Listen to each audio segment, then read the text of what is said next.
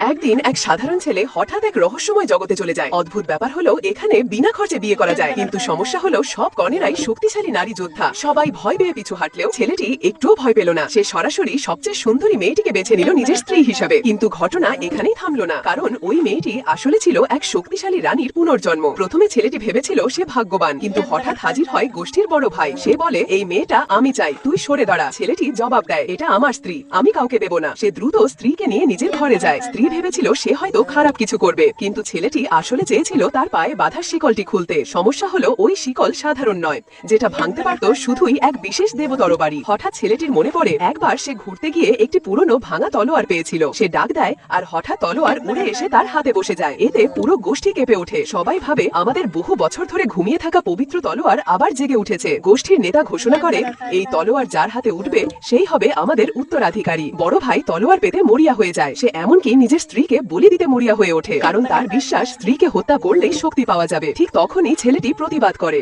শক্তি অর্জনের জন্য কাউকে হত্যা করার দরকার নেই। আসল শক্তি হলো মনকে স্থির রাখা, যাই ঘটুক না কেন। এই কথা শুনে বড় ভাই হঠাৎ বুঝতে পারে সত্যিকারের শক্তি হলো বুদ্ধি ও নিয়ন্ত্রণ। সে সবার সামনে নতুন শক্তি অর্জন করতে সক্ষম হয়। গুরু খুশি হয়ে সিদ্ধান্ত নিলেন, আজ থেকে বড় ভাই দেব তরবারির উত্তরাধিকারী হবে। কিন্তু অবিশ্বাস্য ঘটনা ঘটে। তলোয়ার সবার হাত ছেড়ে সরাসরি উড়ে গিয়ে ছেলেটির হাতে বসে যায়। পুরো জায়গা নিস্তব্ধ হয়ে যায়। সবাই চমকে ওঠে, কিভাবে সম্ভব? একজন সাধারণ ছেলে কি করে পবিত্র তলোয়ারের সত্যিকারের মালিক হলো? ছেলেটি শুনেছে যে সিয়ানজি নামে এক সুন্দরী নারী আছে।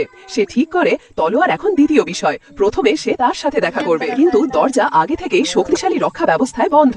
সবাই ভেবেছিল কেউ তা ভাঙতে পারবে না। ছেলেটি অবিশ্বাস্যভাবে শুধু এক আঙ্গুল দিয়েই রক্ষা ব্যবস্থা ভেঙে দেয়। সুন্দরী নারী হতবাক হয়ে দেখে, কিন্তু ভেবেছিল ছেলেটির দেবতরবারি এটা করেছে। ছেলেটি নির্ভীকভাবে বলে, দেবতরবারি পরে দেখা যাবে, এখন আমি শুধু তোমাকে দেখতে চাই।